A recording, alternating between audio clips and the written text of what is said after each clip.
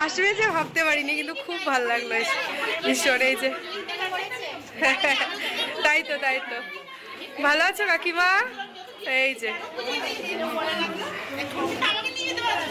দেখি সোনা, খুব ভালো। চলো এবার একটু কথা বলি। কণিকা ভীষণ ভালো লাগলো, দিদি এসেছে, খুব ভালো লাগলো সত্যি তাই। এই যে কাকিমা, এই যে কাকিমা, ভালো আছে তো? হ্যাঁ এই চলছে, আজকে ভালোই আছি। আর এই যে সোনামা, তুমি ভালো আছো? খুব ঠান্ডা। এই যে তোমরা ভালো আছো? হ্যাঁ সে তো কেমন মনে আছে। দেখো বন্ধুরা, আজকে আমি প্রমাণ সহ তোমাদেরকে দেখাচ্ছি যে এটা ওদের সম্পূর্ণ নাটক। কারণ তারা দেখো একটা বিয়ে বাড়িতে গিয়েছে সবাই মিলে, কোয়েলের মা, কণিকা শাশুড়ি, কণিকার মেয়ে সবাই একসাথে গিয়েছে বিয়ে বাড়ি। এদিকে তারা প্ল্যান করে এরকম নাটকটা করছে, তোমরা দেখে নাও। বিয়েতে গেছে সবাই একসাথে, তারপরে এদিকে কণিকার বাড়ি আশেপাশে সবাই দেখছে যে উজ্জ্বলের মা মানে উজ্জ্বলের মেয়েকে রোজ স্কুলে নিয়ে যাচ্ছে আসছে, সব ঠিক আছে, শুধু তারা ঠিক ভিউজ কামানোর জন্য এই নাটকটা করছে। তোমরা দেখে নাও। আজকে টাইটেল এবং থাম্বনেল দেখে তোমরা বুঝতেই পেরেছো আজকে আমি ভিডিওটা ঠিক কী নিয়ে করতে চলেছি। তো তোমরা একটা কথা নিশ্চয় জানো যে বাঘ এসেছে, যেদিন সত্যিকারের বাঘ আসবে সেদিন আর কেউ এগিয়ে আসবে না। তো তোমরা যে শাশুড়ি বউ তারপরে তোমার ননদ মিলে নাটকটা করছো, বেশ ভালোই নাটকটা করছো। তো তুমি কণিকা, তোমাকে বলছি, তোমাকে এটা একদম মানায় না। কারণ তুমি একটা এমন মানে এমন একজন গৃহবধূ যে কিনা এরকম করার মানুষই না। তুমি যে নাটক করছো সেই নাটকগুলো একদম যে বোঝাই যাচ্ছে, সেটা সবাই বুঝতে পারছে। তো সামান্য ভিউয়ের জন্য এত নাটক। কিন্তু তোমাদের এই মানে এই ঝামেলাটা করার আগে তোমাদের ভিডিওগুলো দেখো তো কিরকম ভিউজ আসতো। একদম ভিউজ ছিল 12,000 13,000, সেখান থেকে লাফিয়ে ভিউজ হয়ে গেল লাখের উপরে। তোমরা ননদ ভাইয়ের বউ মিলে ভালোই নাটক শুরু করে দিয়েছো। আর তোমার শাশুড়িও কম যায় না। তোমার শাশুড়িকে এবার মনে হচ্ছে জি বাংলার সোনার সংসার থেকে না অ্যাওয়ার্ড দেওয়া হবে। আহ, কি বলবো আর, শ্রেষ্ঠ শাশুড়ি হিসাবে অ্যাওয়ার্ডটা তোমার শাশুড়ি এবার ঠিক পেয়ে যাবে। আর তোমরা ঠিক কি কি চ্যানেলের জন্য তোমরা এত রিহার্সাল করছো?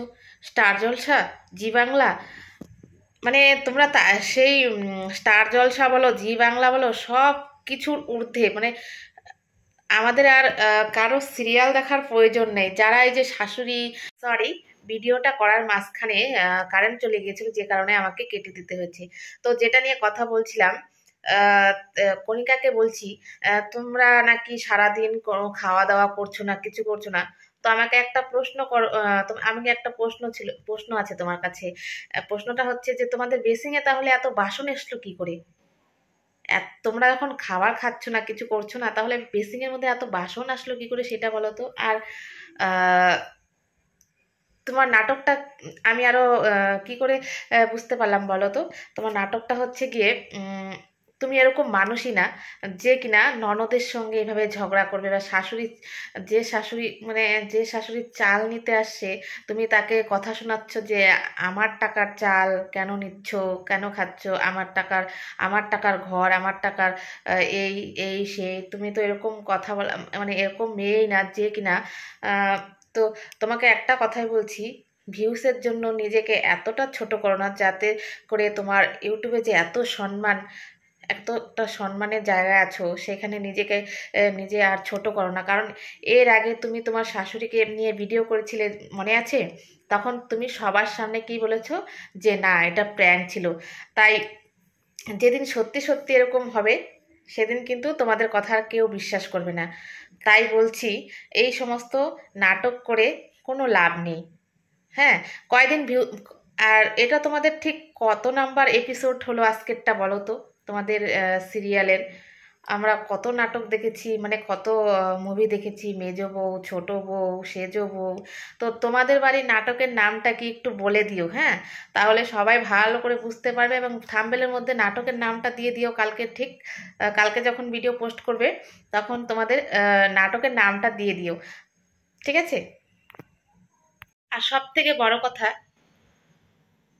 সরি, আর সব থেকে বড় কথা হচ্ছে গিয়ে, এটা যদি নাটক না হতো তাহলে তুমি এতদিন ঠিক কি বলতো থানায় চলে যেতে, কারণ এটা তো নাটক, এটা তো তোমাদের ড্রামা চলছে, যে কারণে তোমরা বাড়িতে বসেই একজন নিচতলায় ভিডিও করছো, তারই থাম্বনেল দিয়ে তার নামে দরজাল ননদ থাম্বনেল দিচ্ছ, এদিকে আবার ভাইয়ের বউ, মানে এদিকে আবার ননদ ভিডিও দিচ্ছে দরজাল ভাইয়ের বউকে নিয়ে, দরজাল শাশুড়ি নিয়ে একই বাড়িতে থেকে একই পাশাপাশি রুমে ভিডিও করছো, নিচতলায় উপরতলায়। আবার এদিকে কণিকা, তোমাকে বলছি তুমি থানায় যাচ্ছ না, বাড়িতে বসে বসে ইউটিউবে ভিডিও করলেই হবে?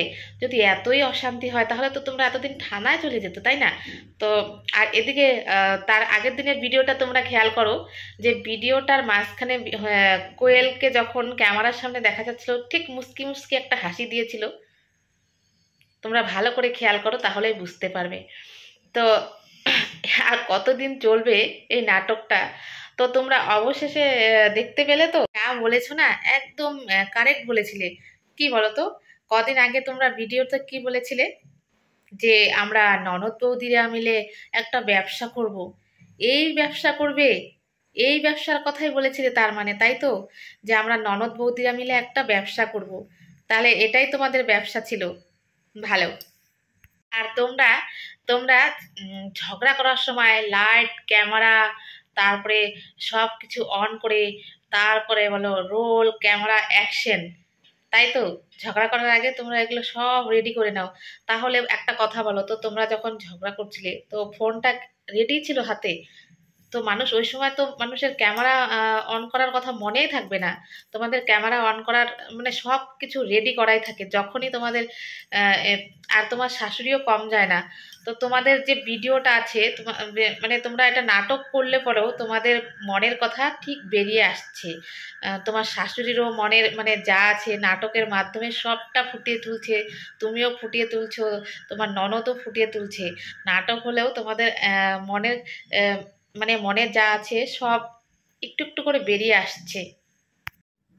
পয়সা কামানোর একটা ভালোই ধান্দা পেয়ে গেছো না? এর আগের বার এইভাবেই ঠিক কত টাকা কামিয়েছিলে, তাই সেই লোভটা সামলাতে পারোনি, আবার চলে এসেছো। তো এইবার কিভাবে তোমরা, এবার আমি বলবো যে তোমরা এইবার দেখি তোমাদের নাটকটা ঠিক কতদিন চলে, তারপরে তোমরা কিভাবে কি এটা বুঝতে পারছো তো? যে এইবার যদি তোমরা সত্যি সত্যি নাটক করে থাকো, আর তারপরে যখন নাটক শেষ হয়ে যাবে তখন তোমাদের ভিডিও কি দেখবে আর লোকে? দেখবে? সেটা একটু মাথায় রেখো। আচ্ছা বন্ধুরা, তোমরা কি একটা কথা ভেবে দেখেছো, যে আহ, ওরা যখন ঝগড়া ঝামেলা করে অশান্তি করে তখন কণিকার মেয়ে ঠিক কোথায় থাকে? তাহলে বলো, এটা যদি প্ল্যান করা না থাকে তাহলে বাচ্চাটা তো ঠিক সামনে থাকতো। তো ওকে তো একবারও দেখা যাচ্ছে না। যেমন মানুষ কোনো সিরিয়াল বা শ্যুট করার আগে লাইট ক্যামেরা অ্যাকশন সব কিছু দিয়ে শুরু করে, ঠিক তেমনি দুই তরফ থেকে ক্যামেরা একদম রেডি করা আছে। যেই শাশুড়ি মা রান্নাঘরে চাল আনতে যাবে অমনি ক্যামেরা অন হয়ে যাবে।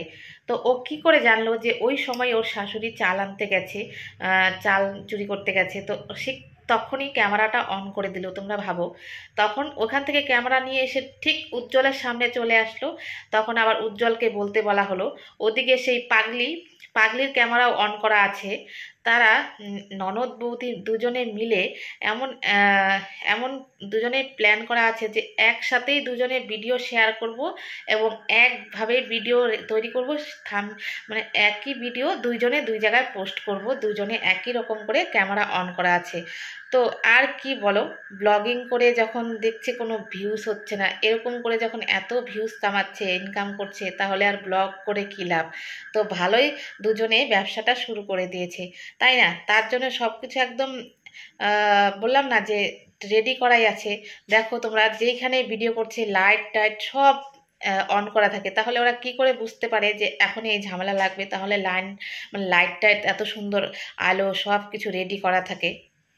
আজকে অনেক দিন থেকে ওদের আজকে অনেক দিন থেকে তো তোমাদের ঝামেলা অশান্তি হচ্ছে, তোমাদের ভিডিওতে তোমার মেয়েকে একবারও দেখতে পেলাম না।